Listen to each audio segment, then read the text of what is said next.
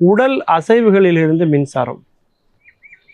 நீரிலிருந்து மின்சாரம் கேள்விப்பட்டிருப்போம், நிலக்கரியிலிருந்து மின்சாரம் தெரியும், அனல் மின்சாரம், புனல் மின்சாரம், காற்றாலை மின்சாரம், சூரிய ஒளியிலிருந்து மின்சாரம், அணு மின்சாரம் அப்படின்னு அணுகுண்டிலேருந்து மின்சாரம் எடுக்கிறதெல்லாம் நம்ம பார்த்துருக்கோம் இல்லையா. ஆனால் இப்போ ஒரு புதிய தொழில்நுட்பம் வந்துருக்குதுங்க. அது என்ன அப்படின்னா, மனிதனுடைய உடல் அசைவுகளிலிருந்து மின்சாரம் எடுக்கிறாங்க. அதிலும் குறிப்பாக நடப்பதிலிருந்து மின்சாரம் எடுக்கிறாங்க. அதாவது நடக்கும்போது நம்ம எல்லாருமே ஒருவித அழுத்தத்தை கொடுத்து தான் நம்ம நடப்போம் இல்லையா. அதிலும் குதியங்காலில் ஒரு அழுத்தம் இருக்கும், முன்னங்கால் விரல்களில் ஒரு சின்ன அழுத்தம் இருக்கும். அப்படின்னா தான் நமக்கு வந்து ஒரு கிரிப்பு இருக்கும், ஒரு பிடிமானம் இருக்கும் நம்ம கீழே விழாமல் இருக்கிறதுக்கு. அந்த அழுத்தம், மெல்லி அழுத்தம் இருக்கு இல்லையா, அந்த அழுத்தத்திலிருந்து மின்சாரம் தயாரிக்கிறாங்களாம். அப்படி எவ்வளோ மின்சாரம் தயாரிச்சிட முடியும் அப்படின்னு நீங்கள் கேட்குறீங்க இல்லையா. அது குறைந்த அளவு தான் மின்சாரம் தயாரிக்க முடியும் அப்படின்னாலும் கூட அதுக்குன்னு ஸ்மார்ட் தளங்களை உருவாக்குறாங்க. அந்த ஸ்மார்ட் தளங்களில் நிறைய பேர் நடக்கும்போது ஒரே நேரத்தில் அதிகப்படியான மின்சாரத்தை உற்பத்தி செய்து அவர்கள் பெறுகிறார்கள். இந்த ஸ்மார்ட் தளங்கள் இனிமேல் எங்கெல்லாம் இருக்க போகுது அப்படின்னா, விமான நிலையங்களில், பேருந்து நிலையங்களில், தொடர்வண்டி நிலையங்களில், மக்கள் அதிகம் பயணிக்கக்கூடிய, நடக்கக்கூடிய காய்கறி மார்க்கெட் போன்ற வணிக வளங்கள் எல்லாத்துலேயுமே இனிமேல் இந்த ஸ்மார்ட் தளங்கள் தான் இருக்கும்.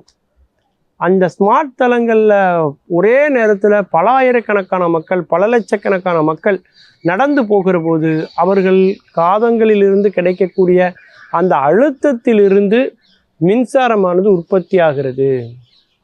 அது மட்டும் இல்லாமல் இன்னைக்கு இனிமேலாம் ஸ்மார்ட் ட்ரெஸ் அப்படின்னு நம்ம சொல்லுவோம் இல்லையா. அதாவது ரொம்ப ஸ்மார்ட்டாக ட்ரெஸ் பண்ணியிருக்கீங்க அப்படின்னு. அப்படி கிடையாதுங்க, ட்ரெஸ்லேயே ஸ்மார்ட்லாம் வேறு இருக்குது. அந்த ஆடைகளை அணிந்து கொண்டு நாம் நடந்தோம் அப்படின்னா அந்த ஆடைகளை மின்சாரத்தை உற்பத்தி செய்து கொடுக்கும். நம்ம கையை இப்படி தூக்குறோம், இல்லை கையை தட்டுறோம், இல்லைனாக்கா கைகள் ரெண்டே உயர்த்துறோம் அப்படின்னா ஒவ்வொரு அசைவிலிருந்தும் அந்த ஸ்மார்ட் ட்ரெஸ்ன்னு சொல்லக்கூடிய அந்த நேர்த்தியான ஆடைகள் வந்து மின்சாரத்தை உற்பத்தி செய்து அதை சேமித்து வைக்கக்கூடிய ஆற்றலுடைய ஆடைகள் எல்லாம் இன்றைக்கி வந்துட்டு, அந்த அளவுக்கு மனிதனுடைய கண்டுபிடிப்புகள் வந்து இன்றைக்கி வந்து ஆச்சரியப்பட வைக்கிறது. இப்போ நடையில் ஒரு வேகம் இருக்கணும் அப்படின்னு சொல்லுவாங்க இல்லையா. பாரதி சொன்னதை போல் விசையுறு பந்தினை போல சொல்லும் வார்த்தை வேண்டும் என்று அவர் சொல்லுவார். விசையுறு பந்தினை போல அவருடைய கவிதை இருக்கணும் அப்படின்னு அவர் சொல்லுவார். ஒரு வேகம் இருக்கணும் அப்படிம்பார். ஆனால் இன்றைக்கி வந்து சாதாரணமாக நடந்தாலே, மெதுவாக நடந்தாலே அதிலிருந்து வேகமாக மின்சாரத்தை உற்பத்தி செய்யக்கூடிய ஒரு தொழில்நுட்பம் இன்றைக்கு வந்து கண்டுபிடிக்கப்பட்டிருப்பது ஒரு பெரிய வளர்ச்சி.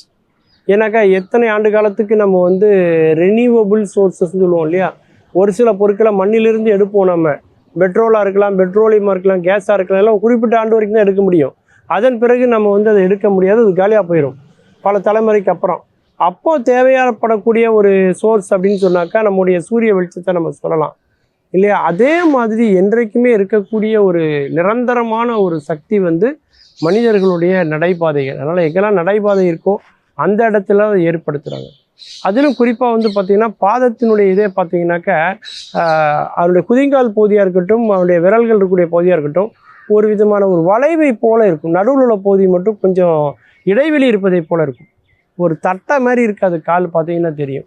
அப்படி இருந்தால் நம்மளால் நிற்க முடியாது, கீழே விழுந்துருவோம். நமக்கு ஒரு பிடிமானம் வேணும் கேட்காது தான் இறைவனுடைய அமைப்பே பாதத்தை வந்து அந்த மாதிரி அமைச்சிருக்கார்.